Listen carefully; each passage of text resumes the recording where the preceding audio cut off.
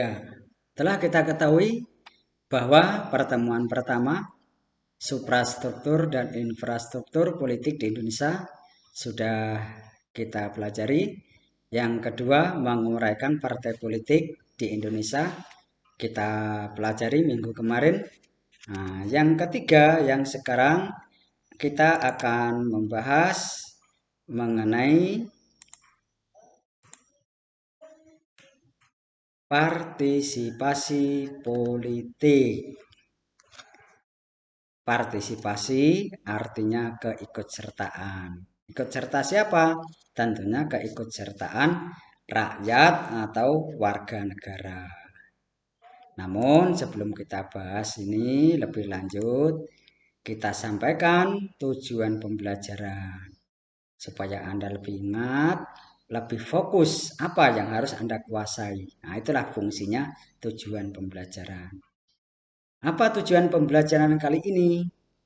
Yang pertama adalah menjelaskan pengertian partisipasi politik. Yang kedua yaitu menunjukkan perilaku politik sesuai peraturan yang berlaku. Ada dua tujuan pembelajaran yang harus Anda kuasai. Yang pertama mengenai pengertian partisipasi politik. Kita lihat apa itu partisipasi politik? Adalah suatu sikap warga negara yang menunjukkan keikutsertaan terhadap sistem kenegaraan secara efektif dan bijaksana sesuai dengan kedudukannya sebagai warga negara. Jadi di sini keikutsertaan warga negara itu harus sesuai dengan kedudukannya. Kedudukannya bagaimana? Kalau seseorang itu sebagai ketua partai, ya mereka akan langsung terjun untuk menyampaikan aspirasi rakyatnya. Tapi kalau mereka kedudukannya itu misalkan sebagai pedagang misalkan, maka mereka akan mengkritik atau mengajukan usulan itu sesuai dengan perdagangan, sesuai bidangnya, seperti itu. Tidak bisa atau kurang tepat rasanya kalau pedagang mereka memprotes mengenai kebijakan pengangkatan presiden misalkan.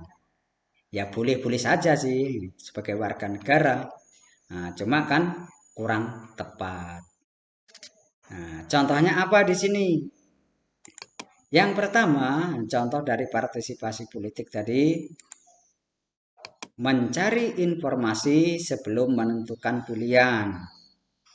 Jadi kalau ada nanti pemilihan presiden atau sekarang ini mungkin mau diadakan pemilihan calon kepala desa, maka ya cari dulu informasi sebelum menentukan pilihan. Nah, seperti itu. Mencari informasi itu termasuk partisipasi politik, ikut dalam kegiatan politik. Jangan terserahlah siapa yang jadi kepala desa, saya nggak mau ikut campur. Itu bukan ikut serta kalau seperti itu. Yang kedua, terlibat dalam diskusi yang santun dan serius jika diajak dalam diskusi mengenai politik, mengenai pengangkatan kepala desa ataupun yang lainnya. Yang ketiga, memegang kendali dalam kepemimpinan bila diperlukan. Nah, kalau mereka dipercayai, diamanati, ya dilaksanakan dengan baik. Itu yang dimaksud memegang kendali. Memegang kendali. Yang keempat, yaitu membuat evaluasi tentang kapan saatnya kepentingan pribadi harus dikesampingkan demi kepentingan publik.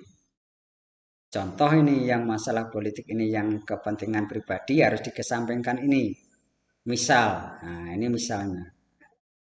Si anak Pak Bupati itu misalkan ingin atau mengajak liburan ke luar negeri misalkan.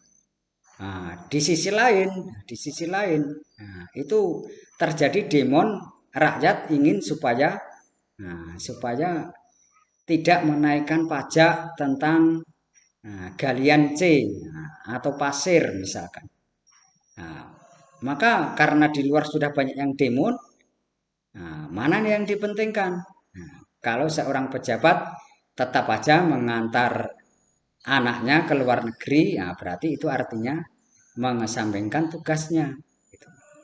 Yang benar, yang tepat, ya harus diselesaikan dulu masalah anggota atau masyarakat yang dimon di luar tadi. Kalau sudah selesai, mungkin bisa mengajak anaknya berekreasi ataupun refreshing dan lain sebagainya. Oke, selanjutnya mengenai partisipasi politik ini bisa dilakukan dengan cara di berbagai lingkungan atau di berbagai tempat. Contohnya, yang pertama itu di lingkungan sekolah. Di sekolah itu juga bisa kita berpolitik atau melaksanakan politik, tentunya yang sesuai aturan yang berlaku. Contohnya apa?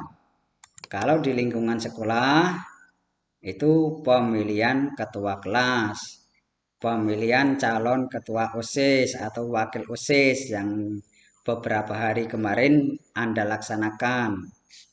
Nah, itu contoh bentuk konkret daripada perilaku politik di Indonesia, khususnya di lingkungan sekolah.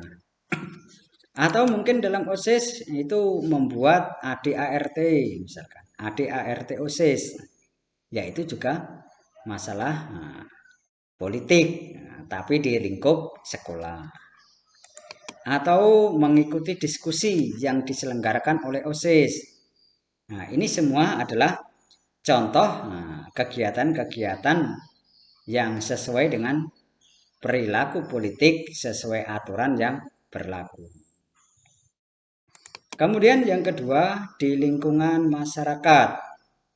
Kalau di lingkungan masyarakat lebih luas lagi, contohnya pemilihan ketua RT atau ketua RW ataupun kepala desa. Itu diadakan pemilihan. Nah, itu termasuk perilaku yang sesuai dengan politik ataupun aturan yang berlaku. Atau pembuatan peraturan lingkungan RT atau RW. Apa ada Pak peraturan lingkungan? Ya ada. Contohnya suatu lingkungan itu misalnya jika ada terjadi kemalangan atau orang meninggal, maka setiap anggota keluarga itu ditarik iuran entah 10.000 atau 20.000. Nah, itu merupakan peraturan lingkungan. Ya berlakunya adalah untuk satu lingkungan itu saja. Itu yang dinamakan peraturan lingkungan. Atau yang contoh ketiga misalnya memenuhi syarat untuk mendapatkan IMB atau usaha dan lain sebagainya. Apa itu IMB, Pak? IMB itu adalah maksud saya izin mendirikan bangunan. Jadi kalau izin mendirikan bangunan, Anda mau membuat ruko misalnya, izinnya harus lapor Pak RT dulu, kemudian Pak RW dulu, kepala desa dulu. Nah, itu Anda penuhi, itu artinya memenuhi syarat untuk mendapatkan IMB. Yang terakhir yaitu di lingkungan negara. Jangan lupa.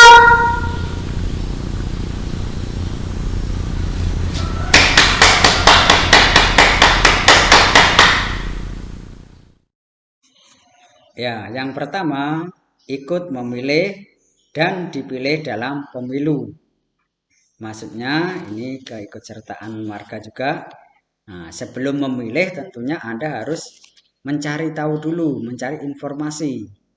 Yang Anda pilih nanti itu misalnya itu orangnya sekolahnya dulu di mana, tamatan apa, nah, gitu.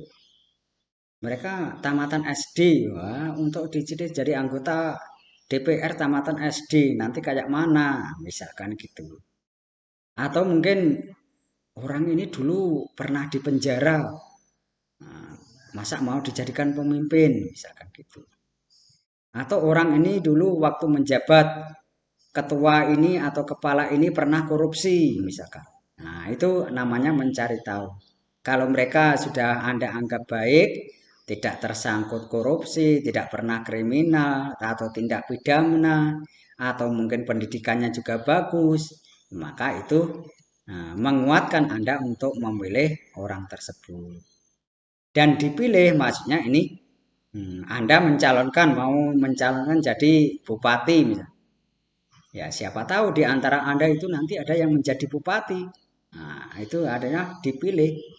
Nah, maka Anda juga harus bersikap baik terhadap masyarakat. Bukan, itu bukan anggota saya, itu kamu nggak boleh dekat-dekat saya, misalkan. Nah, itu nggak bisa. Yang kedua, menyampaikan aspirasi terhadap pemerintah melalui partai politik. Seperti tadi kita jelaskan, apa sih kehendak Anda atau aspirasi Anda mengenai pemerintah. Nah, itu Anda usulkan melalui partai politik. Pak, partai politik itu gimana sih? Gimana cara melaporkannya atau mengusulkannya? Ya, partai politik kan organisasi. Nah, Anda melapornya di mana? Ya, mungkin bisa melalui anggota partai politik. Oh, orang itu anggota partai politik A, misalkan. Anda bilang sama orang itu. Atau mungkin Anda secara kelompok datang ke kantor partai politik tertentu, menyampaikan aspirasi Anda. Desa saya ini, Pak, belum ada jembatan. Kita mau ke pasar itu harus berenang. Itu kalau belum sungai banjir, kami nggak bisa, misalkan. Nah, itu menyampaikan aspirasi. Bagaimana? Oke, kalau belum paham, sekali lagi bisa Anda ulang-ulang video ini sampai paham. Tentunya jangan menyerah, jangan mudah putus asa. Kita harus giat belajar demi kepentingan bangsa dan negara. Namun, dalam penyampaian ini saya tidak munafik, banyak kesalahan ataupun kekeliruan. Saya mohon maaf yang sebesar-besarnya. Akhirnya kita tutup. Sekian.